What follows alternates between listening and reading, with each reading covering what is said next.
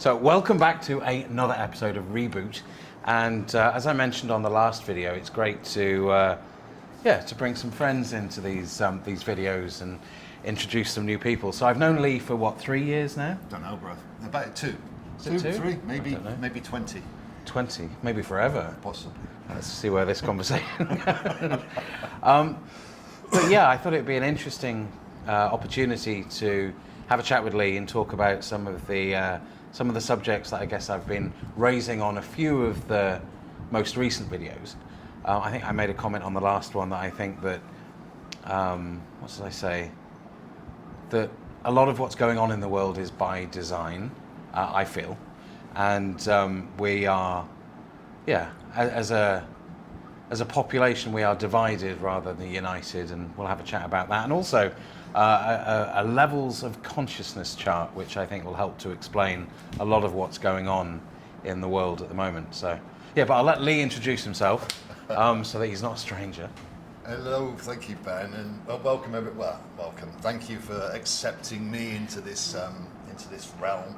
I bring with me a little bit of, let's say, expansion to what I previously was. To give a little quick background, I collapsed in 2019 into a place of dark, let's call it that. Others may know it as dark nights of the soul, whatever. It doesn't make any difference. There's many have gone through that experience to whatever degree in this latest period. So having undergone that and the other side of that, I talk about what I've found and what I've been looking for and what's important. So, yeah, excellent. The more we can talk about this, I think the better. So I'm always open for chats. And I'm always open to have like-minded people to connect with. Well, I hope so. But yeah, so I mean, we were talking before a little bit about the world as it is at the moment, and there seems to be so much anger and hostility and negativity going on in the world, and every time I turn the TV on, there's a story about a conflict or a dispute, or in Thailand and Cambodia at the moment, and there seems to be so much anger and blame being bandied about from one side to the other. So that might be a good place to start this off, talking about what's going on. Yeah, going back to that 2019 thing, what I realised was blame and anger. Well, blame really was the fundamental driving force of everything I'd done before. I was living on blame, living on guilt, living on shame. And that box, that limitation, that prison that we put ourselves in, is extrapolated. Currently, it's an ego projection. The world. And it's everywhere, right? It's not just Thailand, Cambodia, it's the UK, it's, everything seems to be driven by blame and shame and guilt and... It's the false sense of authority, the false sense of security, the false sense of irresponsibility or responsibility is driving so much. I mean, I'm keeping an eye on the UK. I know that you're doing a lot more in Thailand and Cambodia. But we'll try not to, actually, because when I start getting involved in that, I get sucked in, and I literally had to turn off social media because I felt myself slipping back into a place of anger, and that's not a comfortable place, and that's somewhere that I left a while ago and found myself sort of headed back towards, so I just completely shut off social media. It's the judgment of it, though, rather than the understanding of why. It's the what's happening rather than the why it's happening. Right. But to see the why it's happening, this is the problem. Right. Lots of people are quite happy with the what because they understand what looks like. They understand what they think it is, how they've been socially engineered and indoctrinated. Right. But why it's happening is the cause, not the symptom, which is the what. Right. And when you look at the cause, then people get fearful because it's being true to themselves, self-responsibility, self-accountability, self-justification, proper, true justifications, authenticity. There's the cause. People need to look at why, not what. And the why brings up a lot of fear because they're not being they're not being true to themselves. And the governments and the authorities on the planet are showing you exactly what happens when you hand over your authority to an external source, trusting it to be beneficial. And it doesn't matter what it does, you can't deny it's beneficial. So it keeps oppressing you, and you keep taking it until there's nothing left. And why is that? Why do people drink the Kool-Aid? Why do people not? And again, another video I made about, the sheep and following the herd. Everyone seems to blindly accept what we're told. We don't seem to want to dig into we don't want to get into the weeds. We don't want to look for the detail to make our own informed. Yeah, right. Okay. To make our own informed decisions. And I think that's where so much of this it comes from, right? It's a position of not taking a step back, not looking at the bigger picture, not trying to understand the motivations and reasons that people are putting us in this position, right? Which is shallow, right? Which is shallow. So the human. Well, it's not. The human condition is shallow. Was shallow. Right. Depends. I'm going to use some words in this as we speak about. We speak regularly, so I do use some words which we've redefined, and one of them is the human condition, and that's or blinkered, a low-level frequency, lack of consciousness individual that's almost an automaton that's just going about their business. All I can hear is it's just going about their business, just going about what they're doing. I mean, there's viewpoints on discussion about non-playing characters and different types of individuals on the planet that are just following the herd because that's what they're programmed to do. Scripted types. I know that's difficult to accept. I struggle to accept, or Yeah. I struggle to come to terms with non-playing characters. But I appreciate yeah, it. But is it a possibility? That's all I'm asking. I'm not a fact. It's not about it being a fact. I'm not judging anybody as that or this. What I'm looking at is an overview of my own experience and seeing the way it played out and wondering whether or not there's a possibility that they were scripted and not actually what I thought they were. Right. So the what is looking like I thought they were, but the why are they doing it? Well, that allows for possibility.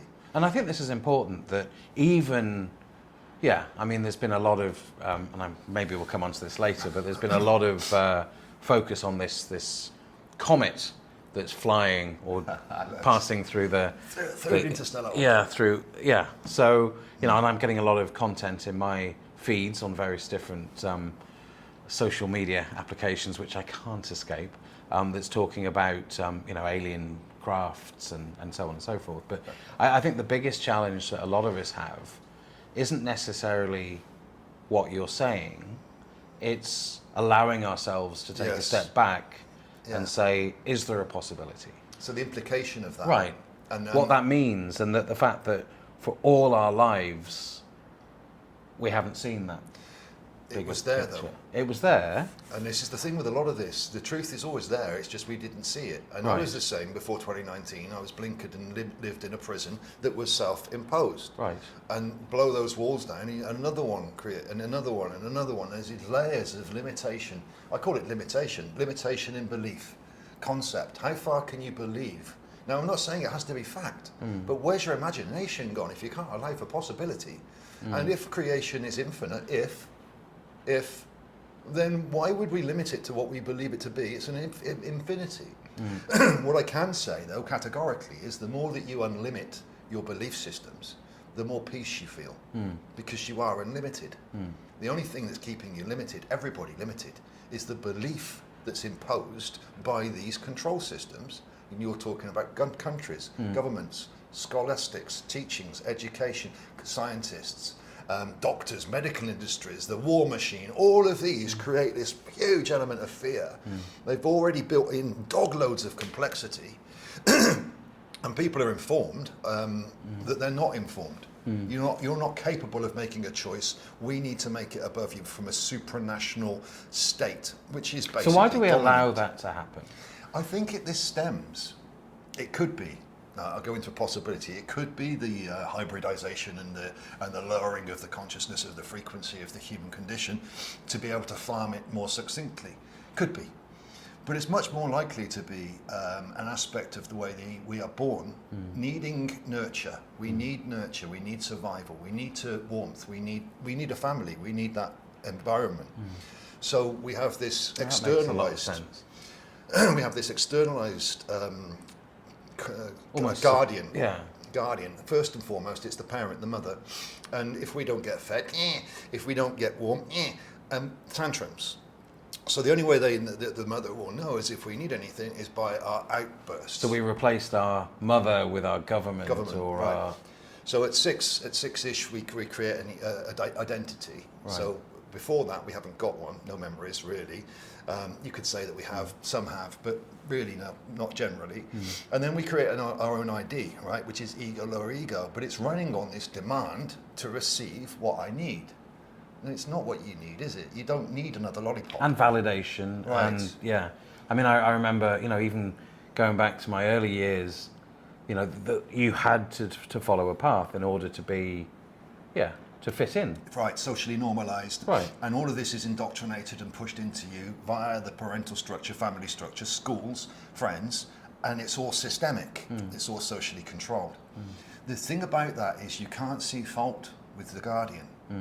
So we don't see fault with our parent. We don't see fault with the government. Because once we get to 15, we shift our parent guardian. But we have no issues finding fault with someone else's guardian or someone else's government. The thing about it is we do blame them.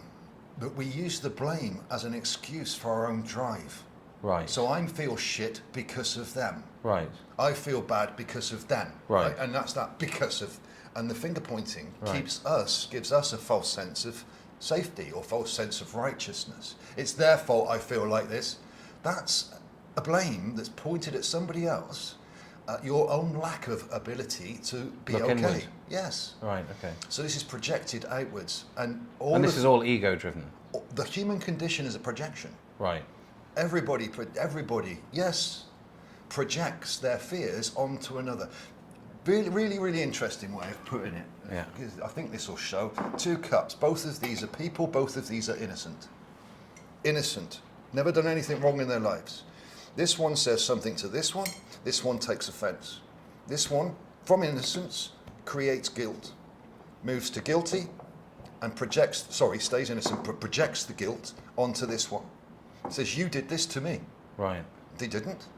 But now they've got blame. Right. So all of a sudden, 2 innocents become guilty because one was triggered. One got triggered by what was said, felt something inside, didn't like it, blamed the other. Now the other's got to accept the blame. But they didn't do anything. Right. So innocence becomes guilt very, very quickly when we project anger. I'm going to drink a bit of my guilt or anything. When we project instability upon another. The only ones responsible for being happy or being peaceful is you. Right. You're responsible for everything you've ever felt. Ever. But we feel the need to pass that to someone else or project it. Yeah. And Makes it easier to manage. That's right. Well, or mismanage. Yeah. Because we're not managing it at all. And the thing about this, and you'll recognise this too, it doesn't matter if they apologise. The blame is always going to be there because you need the blame. You don't need the one you blamed. So you can always blame something else. So blame can be projected at anything. So it doesn't matter if you blame somebody and they say sorry. No, that's not good enough. You need more blame. So you're going to look for more and more and more. The thing about accepting blame from another when you know you've done nothing wrong, you're floating them for 5 minutes and they're going to blame you for something else 5 minutes later. Right. Because they need the blame to feel important. Yes, I've certainly had my experiences in sharing. Wow. So, that was kind of a little bit deep. So that's Well, there you go. But the whole point about this is if you're going to put this chart. Yeah. on So I mean, this is. I'll throw an image of the chart that we're looking at on the screen, but this is talking about the levels of consciousness, and I think it's great, and I firmly believe down the side you'll see love and fear, and I genuinely believe that. I think we're either operating from a place of love or fear, and the majority of us seem to be in that lower echelon, or certainly from what I'm seeing, Maybe you can talk us through this a little bit, Lee, so that we know what we're... Right, I love it. This chart that we're looking at right here, we can use this love idea, but really I'm going to move away from it because it's nebulous. Right. And I understand that love is important for a lot of people, but it's nebulous. What does it mean? It doesn't mean anything. In fact, love is unlimited because it's absolute. Any definition that we give to love is a limitation on it and is false. Love is everything, not something. So the idea of love is difficult. But the idea of consciousness and understanding and wisdom isn't, because it gives you something fundamental.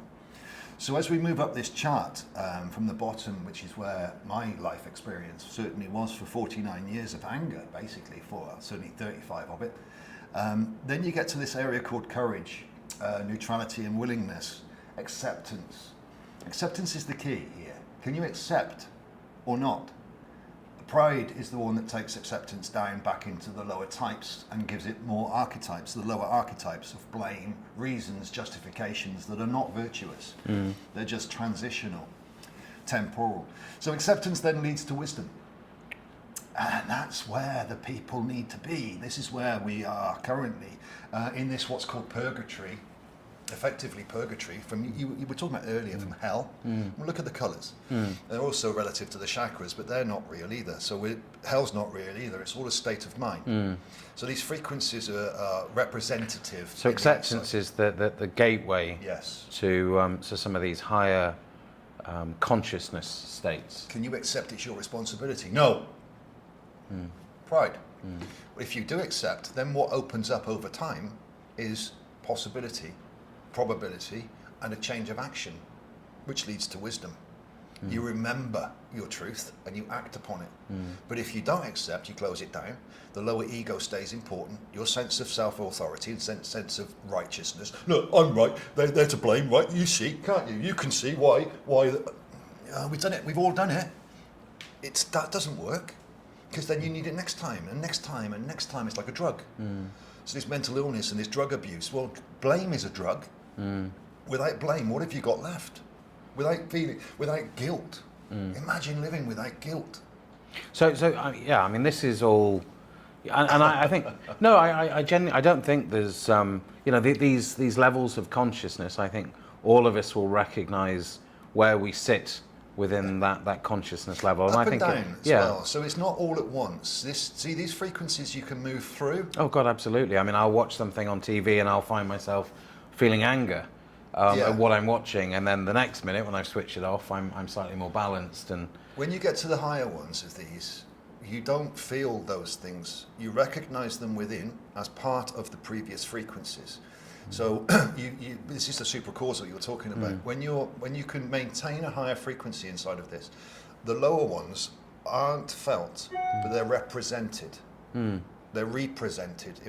So you can recognize them within, but not act upon them. You just see them as for what they are. It's almost like a scanning or a gauge of the energy that the video represents that you watched. What was in it, its intentions, where it carried. But why do we allow ourselves, and this leads on to we've had this conversation before, but why do we allow ourselves to be affected by what we see? Why, I mean, I've always considered myself to be quite, to have a great deal of empathy when it comes to others, and wanting to help and wanting to support. And I see someone who is in obvious pain, I do my best to try and lift them out of that situation. But it's often at the detriment of myself, because not that I'm looking for gratitude, but at the same time, which is also plays back into ego, I guess. But yeah, I seem to be affected by everything that's going on around me.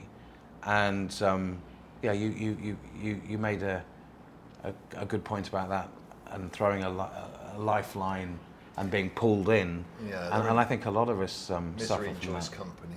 The cave that we drop into, when somebody throws us a rope to climb out, we try to pull them in with us, because it's better if there's two, rather than climb the rope. But you're saying about you have a large amount of empathy, and I think empathy is misdiagnosed in this. Empathy needs wisdom, otherwise it's sympathy. Empathy resonates on the same frequency as the one you're dealing with. Now, that frequency is very low. For you to resonate on that, it's incoherent. It's not harmonic. It's corrupt. So sympathy is a corruption. It negates, you lose yourself into the frequency of loss. Right. Empathy is a wisdom. It's a higher knowing, gnosis, where you don't lose yourself into the loss. You see why the loss is there. Right. Not what the loss looks like, not what the pain is being experienced by the other, not what the grief that they're going through, sympathy feels like, but the understanding of its transience, its temporal necessity for that individual. It gives you the why behind it, not the what. So the empathy is very important, but it needs to be wise, otherwise it's sympathy.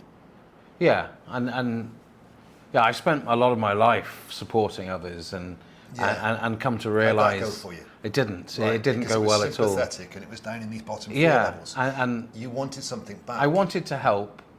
but you weren't helping yourself. No, it gave me, and this all plays back, I guess, into what we were talking about before. It gave me purpose. A false purpose. A false purpose. Right. But when you are, and again, this all comes into, you know, notions of being a good person or a bad person, and everything that we're indoctrinated to believe. You know, I felt that by doing something to help someone else, it made me a good person. But the reality is, a lot of the help that I was providing to others was holding them back from growing as individuals. And it's taken me a long time to learn to take a step back and say, tough love. I think that's what you... We could call it tough, but I don't like to use that. Wise love.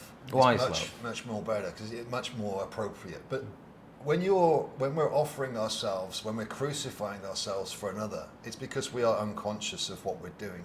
Now, I'm not saying that there's anything wrong with it. It's because we've all done it many, many, many times. But really, it's doing the same thing over and over and over again, and anticipating a different outcome, which is the ideal of idiocy or stupidity.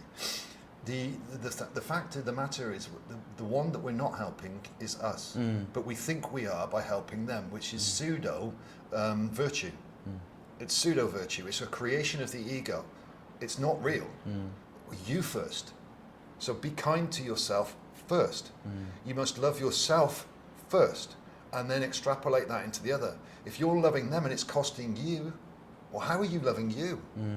This idea, it doesn't work. And basically, it's looking for love off each other. We want to give each other love, but we don't know what love is. We want to give each other trust, but we don't trust ourselves. You know, this kind of idea. Now, if we're being honest with ourselves, then we can say that's the case. But if we're not, then we'll say, no, I don't. I've got it all right. So this is where acceptance comes in. Yeah. Have you ever loved yourself? Can you be honest and say no? Have you ever trusted yourself? Can you be honest and say no? Not really, not truthfully, because it's never lasted. It was only temporary. It was only transient. So was it true? Well, no, because I could lose it. How can you lose part of what you are?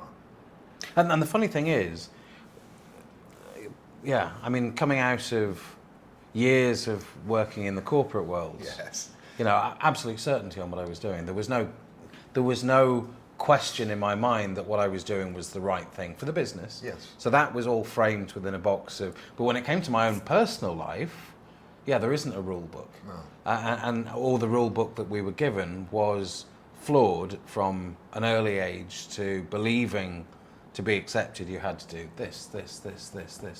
Externally. Yeah, externally by, you know, that parental replacement that we talk. All of it. Yeah. But when you start to do that internally, the outside doesn't accept you anymore. Strange that, isn't it? So when you start to value yourself, when you start to carry worth, the outside tries to kick it out of you. I wonder why. Is it possibly because it's hell, or was? And that's the same thing. So you're never allowed to love yourself, and everybody else isn't either. There's no blame. And this all plays into control. Yes, absolutely. And a keeping of the frequency dim. So what's the benefit? So okay, so yeah, for us, we're living in all of these are negative emotions. So And frequencies. and frequencies. Yeah. So we're not living what I would consider to be, and I certainly wasn't living a life that was spiritually or fulfilling on that consciousness charge. Consciousness. Consciousness. It was in a way. But yeah, what's the benefit then to control? Why? Because I think I said in my last video, a lot of this I felt was by design. So, you know, governments they want to divide us rather than unite us because it's easier to control. And you see that everywhere. So Lee's talked about the UK, you know, I mentioned Thailand and Cambodia. You know, it's happening everywhere in the world, but why? The thing about right now, if you want to take this into a possibility, and again, you've been seeing a load of stuff on Ascension, is because these demons, these others that are, let's say, dark aspects, they actually can't exist in the light. They can't exist in purity. They can't exist without deviation. They need corruption. to maintain their importance, just like the It's ego. a very different video to the normal content. Just like the ego. Yeah. But that's why I say it's an extrapolation out. The ego requires itself to be, the identity, self-identity, requires itself to be known, requires itself to be accepted. So it controls the outside world to maintain its sense of security. In the same way, the governments need to do the same thing with the people. Now, at this point, we're getting to a place where the system itself, it's untenable now. There's too many with lights, there's too many with truth, there's too many that are rising in their own frequency, power, authority. And the government can't quash them, so it needs to introduce more Orwellian, draconian laws, which create division. In England, for instance, it's changing the colour of the people, changing the cultures, destroying the cultures. But across the planet, relatively, it's been a loss of humanity, a loss of compassion, a loss of acceptance, a capitulation to subservience. But people within that wouldn't see it that way, No, right? can't so see you see it sort of, I mean, you're looking at it holistically almost from the top down and what's going on. But, if you speak to anyone who's involved in these countries, these dramas, that they won't see this picture. And I couldn't, when I was before, I thought I had control over my life. I thought I had control over, there's nobody could tell me that I was, I was absolutely in control until it all went. And I want no control at all, except for my own principles, except for my own boundaries. The only control I have is over my own peace. And that's absolute. There's nothing can sway it, nothing can touch it. And the principles of consciousness, they endow that. They are omnipotent. Because they are so beautifully strong, solid, there's nothing can disturb your peace. And then there's no government can put authority upon you. There's no external authority that can become valid. Only harmonic truth. What we know to be good. That's all that can exist in that frequency. So these deviations, these corruptions can't exist there. And what we're doing at the moment is we're coming out of them. The whole planet is seemingly coming out of these fear levels. People are seeing them for what they're seeing them. They don't know what they are. Atlas is another one that's coming through. And all of these things that are opening up, people are become more aware. They're trying to shut it down with the online safety rules and all the other things they're trying to put in, but they can't. The frequency is rising. It's not coming from without, it's coming from within. So people are starting to question more. People are starting to look more, see more. And of course, the evil, the opposite of live, fear, live, evil, fear, is more and more visible. Why? Because the people can see it within them. They can see it within themselves, their own dark, their own shadow. Now they can see it on the outside too, as within, so without. It's a projection. So examples of that would be? Corruption, deviation, anything that takes from others to satiate their own sense of self-importance, sense entitlement, self-entitlement. But everyone still seems to be, I mean, I don't know how it's changing on a global level, but locally it still seems to be, I mean, I've started questioning some of this myself, and it's it's the reason that I'm in Cambodia and I walked away from my life before, and I needed to take a step back to look at my own happiness, my own life, my own situation, which was making me desperately unhappy in those lower dimensions. But just before you continue, just let me. I'd like to put this in for the camera because I know that what you've been doing as well, and the corporate identity, and I'm very, very different. I came self-employed or unemployable for 30 years, ground worker, and all of these things. And I came to the Southeast after I'd run out of money when the Convid scam came out and the other things that went in, to do what Ben was doing effectively. I was looking to help shift energy or shift values in South Asia. I didn't know quite how subservient this part of the world was. Doesn't knock their beauty, but God, they're so oppressed by this totalitarian regimes they've got over here. The West seems free, but it's not. It's worse. The West, it's worse than it is here. This is a first world country with third world packaging.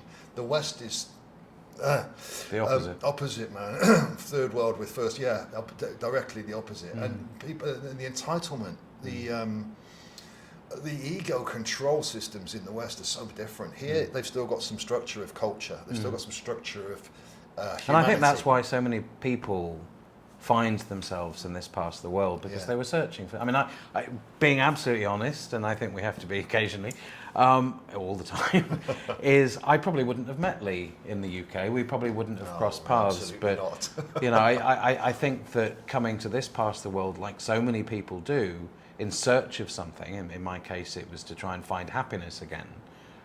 You start to explore some of these situations that, you know, people who are in the eye of the storm don't even recognise. I couldn't. Yeah, I it wasn't saw- until I became, you know, I became so desperately. That's what you Yeah, became. yeah. You'd fought in that. So I pointed to acceptance. Yeah. You'd surrendered. You'd fought enough in here, trying to prove yourself self-right, that eventually you capitulated to acceptance, and that was a what if. That's all you asked was a what if, and that opened doors to other things. Without that, bro, we'd have never been speaking. Yeah. Because let's be fair, it's very different sort of cultural backgrounds Yeah. and information. Yeah. Without that acceptance, Yeah. I mean, tell the camera. Yeah. The first time we met, you thought I was a bit mad because I was talking about. Yeah, there was all sorts of conversations about things that were a little bit sort of off the charts. For me, in terms of my framing, you know, what I'd learned in the past, and, you know, I lived a very traditional, very normal, expected almost, or I followed a path that was expected of me. So, you know, conversations about, dragons and things were Different. Yeah, I mean, not that, but I think I had, when I moved here, started to become more open to these discussions, right? So what if? Yeah, I think I think if I go back 10, 15 years ago, I probably wouldn't have been so open to I would the possibility. Brother, 15 years ago, I was, what was that? I came to Thailand on my 40th birthday, and I was an alcoholic, angry alcoholic. Just escaping the world and bitter about everything. So much blame, so much guilt, shame. Didn't know myself, hated myself. I did. It wasn't until a friend turned around and said, "Do you love yourself?" I said, "What? I don't even know myself. Why would I love myself?" So talk a bit about that journey then. So how did you go from 40 alcoholic in Thailand, which I would suggest is not the best combination, to where you are now? And Well, it was a collapse after 2012. 7 years of turmoil, turbulence, whatever, the dissension, into collapse, structural collapse within. So you had to lose everything to... Yeah, but I didn't. I kept the house. I lost all control of the outside world. I actually lost enthusiasm for it. I was going to kill myself. I was going to end it. It's as simple as that. I'd made amends with it. I was energy, and I'm going to go and see what energy is, because I can't be here anymore. It doesn't matter what I do for everybody, and I do everything for everybody to try and make them feel happy, and I feel terrible, and they tell me that they're happy, and they're not. And they're blaming it on me, and I'm trying to make it right, and it doesn't matter what I do, they keep take, and I can't give enough. I think that's a situation that many of us... Right. And I when I went through that process, I reached out for help, and I got told something: you didn't love yourself before you can remember. I didn't know what love is, so I sat there thinking, well, I don't know what that is. And things happened, things came to light, and I forgave myself, or accepted myself, and thought, well, I've got to do things differently. So I made a change, and that opened up an awful lot more. But I didn't want to, I felt this was selfish at the time. I didn't want anybody else to go to the bottom of that pit that I'd been in. I thought, no, we've got to be able to do this a better way. And the answer is no, we haven't. Why take away something from somebody else that caused so much beauty for you? Just because it was painful, just because it was hard, filthy and disgusting at the time in yourself, just because you felt awful, And what I came think, out of it? Yeah, and I think that's... Yeah, I mean, yeah. What? You have to lose what you Yes. had to be able to build yourself back up again. And that's a sense of identity. And it's not a constant up, right? So, No. I mean, I've discovered that, you know, I've It's like that. yeah, and then a dip, and then back up again. Because, I mean, I found Yeah. moments where I felt genuinely, what's the word I'm looking for? Content and happy and at peace. At peace, that's the word I'm looking for. Inner peace. I felt I felt comfortable in my own skin, and then something would happen, and I would dip back down again into previous ways. I mean, corporate life. I moved out here to escape it, and then I found myself right back in it. It wasn't corporate life that you were trying to escape. Right. See, if you looked at peace being a frequency like this, and you're doing this, so but basically you're coming above peace for a small period, and then dropping back down again for a long time, and then back up and down. So these are only the peaks. Right. When you was at peace, it was only a peak. Right. And it was only a glimpse at peace. It wasn't solid. So how do you take it then and build on it? Like you're doing. Right, okay. Through, this is the, I was speaking to people yesterday. People don't know how to self-amend, self-atone, judge themselves truthfully. They're constantly, the ego mind is judging falsely. It's trying to create these ideas, and it just doesn't work. We can't judge our actions in the moment unless you are super conscious. You can't. The only way you can do it is in reflection. So we all walk forwards and we do what we do. But you said something to me a while ago, and it really changed my perspective on things. Sorry. No, go. But you said to me, almost take a step back from yourself. Yeah, observe. So rather than always acting in the moment, be a little bit more deliberate, be a bit more measured in your response, and to literally almost walk behind yourself. Yes. And I did that for a while, and I still try and do it, and it really, really made a difference. I found myself operating from a position of clarity and without emotion. Self-awareness. Yeah, so it doesn't I wasn't need to be emotional. Yeah, I wasn't reacting in the moment. Let's separate. If anybody's going to watch this, then let's get into it a little bit. Let's separate emotion from feeling slightly. So emotion is a spectrum. Again, I'm just using words to paint a picture, so it might not be fact. It doesn't matter. It's close enough. Emotions are the spectrum of frequencies, but what feelings we attach to those emotions are past. So they're different. Feelings and emotions are different. Yeah, kind of. Okay. So you can have a fear-based emotion, but if you're not attached to it, then there's no feeling. There's just the emotion. But would you have a fear-based emotion if you weren't attached It's emotion. to it? Okay. It's only a frequency. Okay. They're allowed to be there. So why not? It's a frequency, and it's also a gauge on the outside world. Currently, we're in where these frequencies are available. Yeah. It's like a radio. You've got infinite frequencies on a radio, but you tune into the station that you want. Yeah. Well, there's a frequency of fear. I don't want that. So you just keep tuning, just keep moving on. You don't need the fear, but you know it's there. So you think, so the feeling would come regardless. The emotion comes. So the not emotion. the feeling. The emotion comes regardless Yes. of the feeling. Yes, the feeling is attached to it from our memory. So you just need to push that away. The feeling. The feeling. Reevaluate the feeling, because the feeling's always based on memory, right? Our own experiences create the feelings, and they're attached to an emotion. So when we have let's say we're 12 years old or 15, let's say 15 for instance, girlfriends, boyfriends, and you lose the girlfriend. The feeling at that time is devastation, absolute devastation. But if you look at that 10 years later, what does it look like? It looks like two teenagers that just didn't know what they were doing. Do you feel devastated by it now? No, not anymore. But you did at the time. So the feeling at the time is devastation, but 10 years later, you may still carry some elements of blame, but you're certainly not the old one that you were. Now that feeling is attached to a frequency, which is an emotion. I lost this and you did that So to if me. it happens again. You shouldn't be feeling it the same way. Right, okay. So the same frequency can play out, the same emotion, but you're not attached to it, the negative feeling of it. Right, okay. You're got it. holding your peace Okay. above it. Okay. So you recognize it. I felt that then. And that was the emotion that was God, playing. I haven't changed then. I haven't grown up because these breakups have affect me in the same ways they do when I was 15. Yeah. So sympathy is feelings attached to an emotion. So empathy is not. Empathy is wisdom with nothing attached to the emotion. Yeah, yeah. Sympathy is an attachment to the emotion with a memory. And all of our memories are tainted by our lack of experiences. By our lack of conscious awareness of what actually happened. So how do we reframe those experiences and get rid of that? So the way that whatever's attached to that experience? Yeah, this is in reflection from triggers. So when every time that you feel disturbed, why? It's your choice.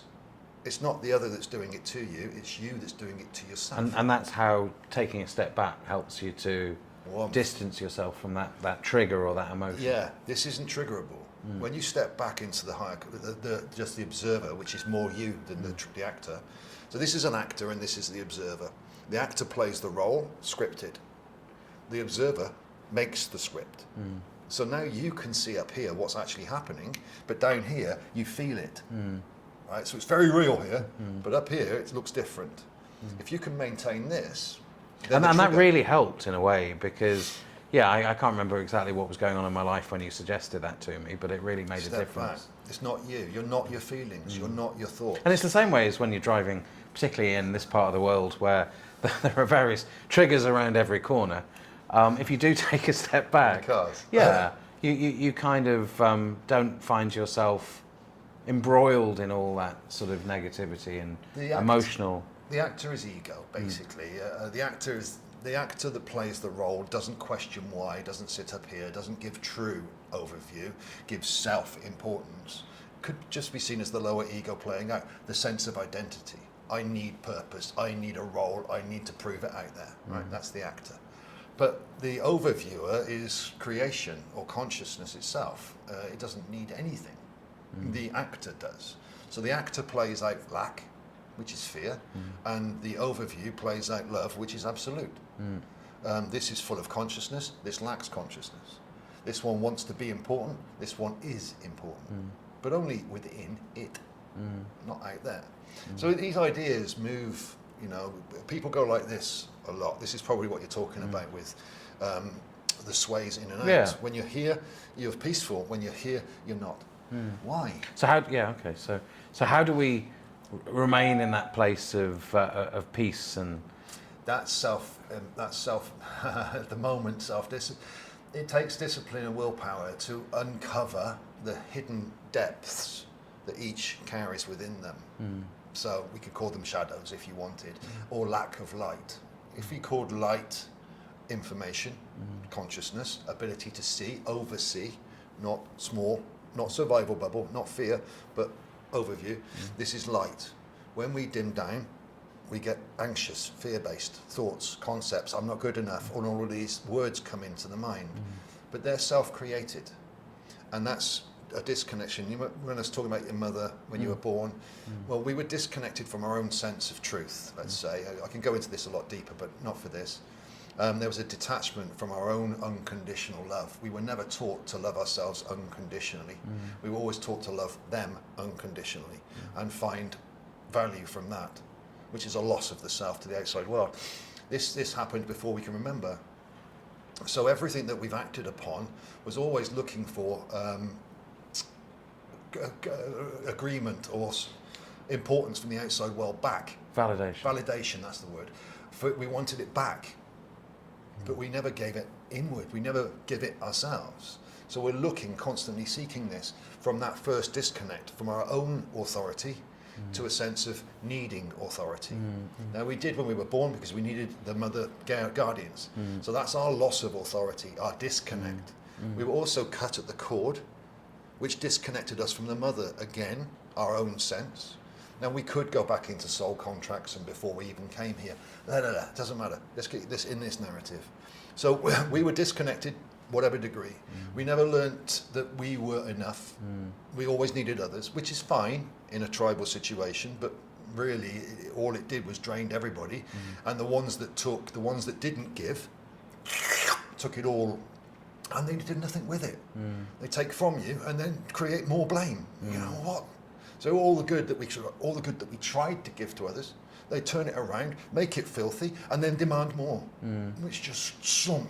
Right? I think a lot of people will, be able to follow that. Yeah. It's lived experiences, and this is why I'm trying to keep it within a realm of lived experiences in this, so we don't go too far yet. If we want to delve in, we can, but keeping this within that realm, everybody that I've understood me from inside, from Lee, and my experiences of others, everybody's done it, bruv. This is something that, we could look at why, but that's a bit darker. But let's look at what we're doing anyway now. We're moving out of this. And the way we do that is through And is that self-responsibility. indicative? I mean, do you think that the whole world is in that place at the moment? So are we all moving I from think bigger. Yeah, because yeah, we were talking about this again. But you know, I feel like things are shifting and things are Hugely, changing. hugely. You know, I would never have had these conversations with people in the past, but I seem to be having more and more of these conversations with people, which to me suggests that things are moving, It's moving or people rapidly. are questioning what's Rapidly. around them. There's a quickening happening. It's rapid. I've done a video. I'm not Yeah, trying no, to plug no. it. I'm not trying to I'll plug put it anything. in the description. Lee's funky mental verse. Funky mental verse. But I haven't done much on there yet because it's not time for it. To develop this level, we need people that can accept, and many can't still. In my opinion, there's a lot out there that still come in with a spiritual ego, which is another bypass system, to actually releasing into integrity or courage to accept, which is a frequency. The spiritual ego, it still identifies itself externally. All right, you know, it's steps. What we're seeing now, what you're witnessing now, is a rise, right? People are more ready for deeper information. The higher the frequency on the planet is going, the deeper people must see. So the more depth, the more shadow. The higher, the more depth. So people are seeing this. And is this why governments and systems are stepping in? And because They know. yeah, so they're trying to add in layers of control. They know what's happening and they know they've lost. Right. There's nothing they can do to stop it. No one can stop what's coming for some if they like that one, but they can't stop it. There's a energetic wave that's moving through the larger system, which is a harmonizer, and it removes their control systems. It removes the ego being able to control the conscious mind within, right? So once the ego is once you're not trying to control the outside world, once you've released your limitation, once you are rather than you think you are, the ego has no more importance than to maintain the peace. The ego becomes consciousness. It looks for reasons to maintain the peace. It looks for the overview, not the smaller view. It doesn't look to blame. It looks for reasons why not to blame, right? But not from a false place. Right. Because it's built on principle and harmony. It's not based in sympathy. It's based in true empathy, which is understanding of your own nature. Right. This changes as we move forward, and I can see your question, because what I've just said kind of confused. It's not a manipulator, but it is when it's lower. Higher, it doesn't manipulate. You'd feel it if it did. Right? You'd know it if it did. So the ego is seen and can't identify it, can't hide, is basically. Anything in those lower frequencies cannot hide to the light. And they want to. This is where the ego hides within our own systems and thoughts to keep us limited, to keep the ego important. I need to be important. Why? Do you feel you're not? On the inside, why aren't you important? I need to be important out there. Do you? So this idea is being broken down. And is this, you think this is happening everywhere? Or because, I mean, I think, yeah, I mean, a lot of what Lee talks about, I'm still coming to terms with. appreciate. And I'm still trying to process. I mean, I'm very aware from my own journey, I guess, over the last few years, that I'm more receptive and I'm more open to what's going on, and learning more about myself and learning more about some of these consciousness levels, which I do agree with. I can see where I was previously, and I still drip down into those negative pockets of fear on this chart. But I also recognise that by taking a step back and looking at things holistically rather than the emotions and I'm a lot more peaceful, and I see a lot more people coming at life from that angle.